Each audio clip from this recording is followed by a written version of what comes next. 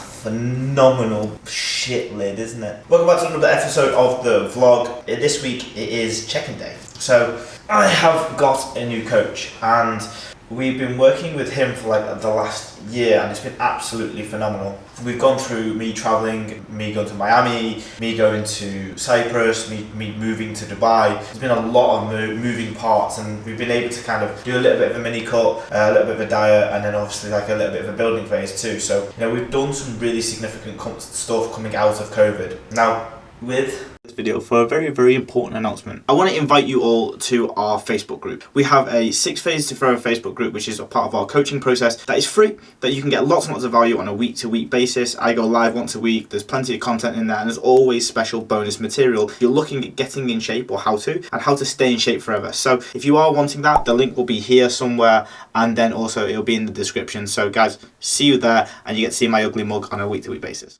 Moving coaches, it was a hard decision because him works as part of my team. He's a phenomenal coach, but there were some areas in which he doesn't do that I needed a coach for. So I'll explain about those things as we go through. But ultimately, my big goal now and why I'm kind of shifting gears to a new coach and moving to a guy called Darren, who you'll see a lot of because he trains at the same gym that I do here in Dubai, Banus. And it's effectively to do a year's worth of muscle building and really go for it, so as much as possible. So the overall aim for this year is to put on around about 10 to 15 kilos over next year, and that is going to be something that's it's going to be realistic by the methods that we're going to take. As an assisted guy who's not natural, who's kind of been just coasting on small amounts of dosages for a long time now, since probably my last prep of 2017. I've got my blood work done, I've had that assessed, and it's been absolutely in a really, really good spot, almost to the point that people were like, were you ever assisted? Which is great to know. So we're going to spend this year really ramping it up into words. Things are going to be pushed from an assisted perspective, training is going to be really, really consistent, food is going to be all there, and regardless of how much travelling I do next year, these will be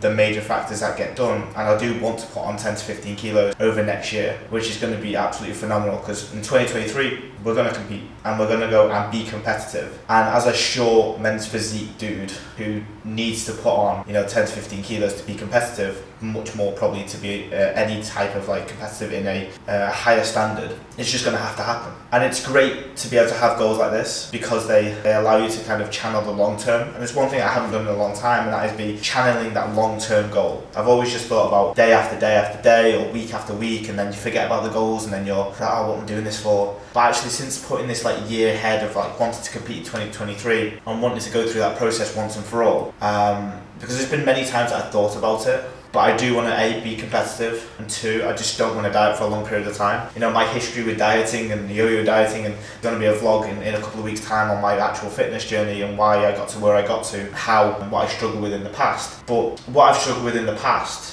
hopefully I've overcome it now. I feel like I'm in a really good spot. I'm not eating in the middle of the night anymore. I've solved those particular problems and we're really in a good space. Now I've noticed a massive shift in the last couple of months where, I'm not even remotely reacted to like eating emotionally, which is actually really, really good. And being able to, put myself in that situation and go through that prep and go through those hardships and still come out the other side and be successful and be competitive and not have those issues is going to be really, really big. In that prep of 2017, I got into really, really good shape, probably 3 to 4 kilos away from being on stage, kind of competition level potentially. And at that point I was waking up every single night, binge eating 1 to 2 hours of eating, and then basically eating the rest of my calories, working out how much I binge ate on, and then eating the rest of my calories in that daytime to then do it all over again in the nighttime. And it wasn't particularly nice. 20,000 steps, a lot of assistance, a lot of thermogenic aids kept me at bay to be able to stay in shape, which wasn't particularly useful. And I came out of that in a not such a good way, with that eating disorder or that eating pattern, which was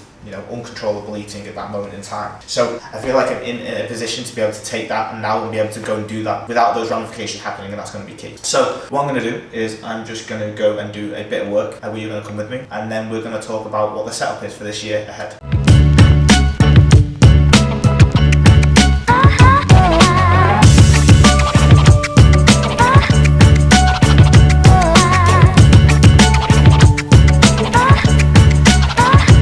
So as you would have seen within the check-in photos this morning, chunky but funky is exactly what I look like now. We are 73 kilos, just about, and we are kind of holding steady in terms of the food at like 2,001, 2,200 calories, training day, rest day, which I'll go through in a minute. started the work on 71.5 kilos. We'd had a little bit of a drop at the beginning just because of the water weight, but then the assistants came in and then therefore that's pumped body weight up a little bit, which is fine, feeling absolutely fantastic. In terms of the training split, we're doing Sunday, Monday, Wednesday, Thursday, Friday, and then rest days on Tuesday and Saturday. My work block, my check-in day is on Tuesday, which means that not a chance I'm going to get to the gym, and I never like to train on check-in day either. And then a rest day on Saturdays, that's kind of my half day off that I'm doing. And in terms of the way that we've focused it, it's because I can't do legs because of my knee, we're doing all upper body, so it's just push-pull, arms, push-pull. And it's very interesting to see other people's way to program, and that's what I like about going to different coaches and seeing the philosophy and stuff. So far from the program's design perspective, it's absolutely fantastic. It fits very, very well with my style. Lots of like kind of really heavy sets, but then there's quite a lot of volume as well.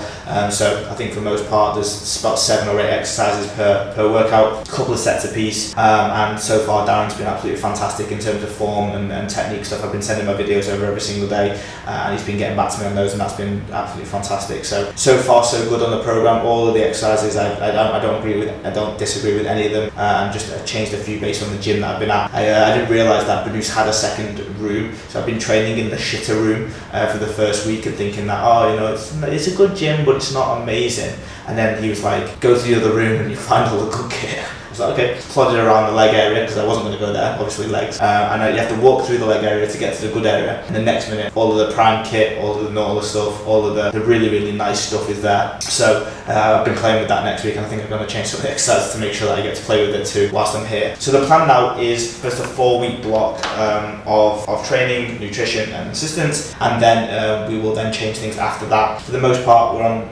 we've got a bit of a lead up obviously till Christmas, with me going back to the UK on the 19th or even a week early, potentially depending on how I want to stay in Dubai, which is undecided on yet. When I go back to the UK, it's going to be from the 19th to the 15th of January, so we've got another like 4-week block of training, and then I fly out to Mexico on the 16th of January for a month as well, just over a month and a half, until I come back to Dubai. So there's going to be lots of travel in that time frame, but this doesn't mean that I have to drop any type of consistency around nutrition and training. I'm not going to be on my own when I go to Mexico, so there's going to be people around that are going to be supportive training with me, doing the same type of things in terms of building phases, so that's going to be awesome. And then over the Christmas period, it's just going to be monitor a few days off plan, and then just have the normal reality of eating during that time period. I'll continue training where I'm staying, and that's going to be really, really good. So it's going to be not an issue at all to kind of keep progressing in terms of that. And I think by January, we're probably looking at me being back to where I was before when I was in 2017 in terms of the building phase and being as strong as possible. So I'm really excited about that. I already feel bigger. I already think I look bigger than I did before, and that's only 1 week. So you can change mountains and you can move mountains in 12 weeks. Not that I'm expecting that, but I also think that because of my history, because of what I've done before, the strength progression that I've had before and the size that I've been, it's going to be easy to kind of push that back up, which is going to be really, really nice and lots of gratifying on my side. And then we can move into January, Feb and just make absolute headway on top of where we're at right now, which is going to be awesome. So from a nutrition perspective, we're hitting training day and then rest day, so it's just five days of training and 2 days of rest days, and it just seems like there's a little bit more fat on rest days and a little bit more carbohydrates on training days, and just different sources. So there's a pre-workout meal of cream of rice, 75 grams, 1 scoop of whey and a pineapple, and then there's just different sources within the days. So like on rest days, there's dark chocolate with the yogurt and the fruit. On training days, there's granola with the yogurt and the fruit in the evening as well. So there's some small changes to carbohydrate sources, which I don't mind at all. I like this variety, and we're hitting around 6 meals a day, which is probably the first time I've done 6 meals a day in such a long time, since I probably got coached by Jordan Peters when he did programs for 12 weeks, and it was a meal plan, and I just stuck to it for like six meals a day. And oddly, I'm liking the structure and the routine that I've got right now, because it's enforced by someone, and because it's enforced by someone I don't know. It's almost like that respect and that authority to actually get it done and whatnot. So I'm enjoying that, and I'm also enjoying the pushing out my comfort zone. Like every morning, I'm getting the food and getting the prep. I'm doing the cooking in the morning, like my own self-care, which is really, really helpful from a mindset perspective. I put on a podcast and I just make my food 20-25 minutes, it's all prepped for the day, and I take it with me wherever I'm going, or if I'm going nowhere, then I'll just have it in the house. So it's really, really nice to kind of have that structure and that routine back, and just an extra expense on the type of food that I'm eating now, because I'm eating like steak, mince and chicken every single day, whereas when I was doing my own flexible stuff, it was just a case of, yeah, I'll just have one big meal of chicken and rice, and then you save loads of money, and like you don't have multiple meals. But now we're being a lot more meticulous, and with the goal of putting on 10 to 15 kilos, it's going to be quite something to kind of do, and I've got to match his intensity and his expectations, because he's done it himself, and his progress over the last 2 years has been absolutely phenomenal. So I've got to match that too, and I will match that too. So that's just on my side and my deals I have to do. So it's very, very exciting. It is week 1 of the check-in, and like very excited about where we can take this,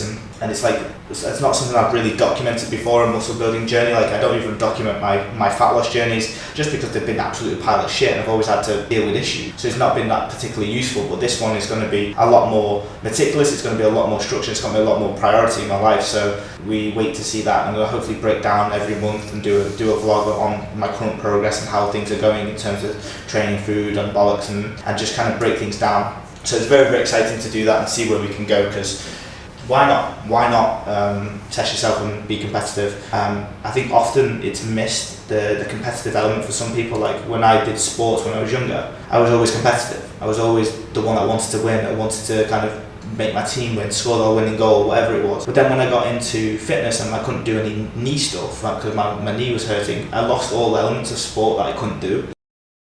So now that sporting element is back, because it is still a sport, it's a competitive game, I just really not engaged in it too well beforehand, because I didn't really understand it and only want to do it. Now I realise that it's probably the only competitive sport that I'm ever going to be able to play, and whether that's even if I am competitive, that's a different question overall, but we'll make sure that I am competitive by the end of this year. So it'll be by the end of next year, sorry. So it'll be very interesting to re-engage that competitive spirit that I haven't had, almost the fuck you type of mentality that you have within your day, to kind of go and do something with your spare time, your free time, your focus on a day-to-day basis. And for such a long time, the business and other people's businesses have been my focal point of like work. So that's on my Rihanna guys. But now I'm feeling a lot more like there has to be me, and then there has to be business, and then there has to be hobbies, and there has to be pleasures, and there has to be all of these different things in my life to make sure that I don't just go into one thing and that becomes my everything, because that's when I break. When I do work, I work hard. The last 3 days I've done 14-hour days. Like when I get into that mode and I've got nothing else apart from training, I did training in that 14-hour days, I just break very, very quickly. So I can't have that. I've got to have these portions of my life where I separate things out and I enjoy it, and I put my time and my focus into that particular hobby or that particular self-care or prepping my food. Those things take care of me across the day anyway. So it's going to be nice to put that into a seamless process and just go hunting for, I keep mentioning to a few people, I'm just hunting for an Olympia. I'm not. I'm just, setting my bars high. So next year can be a really, really fruitful year. But if you don't aim for nothing, you get nothing. So that's really it from an update perspective. It's going to be a short one from me, because it was just a check-in day, and it's just the start of the process, which is really, really exciting. Haven't really got anything much on. We've got golden tickets going live for Autonomy, which means that I'm busy with sales calls, and we're filling up January slots, which is amazing. The free Facebook group, which you'll probably see an advert for across this video somewhere, is live down. It's pumping with over 450 members, and just generally I'm going to Nusrat tomorrow in Dubai, which is obviously Salt Bay, so that's probably an exciting part. But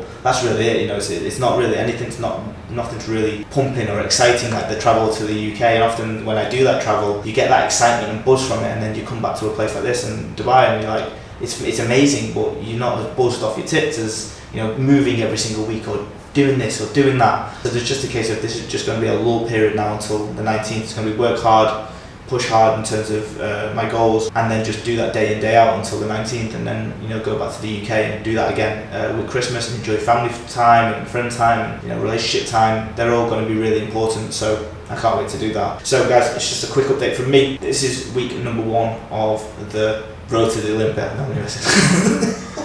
It's week number 1 of get mass or die trying. We've got a big year ahead next year, so you're going to take you on my journey, but until next week, see you soon.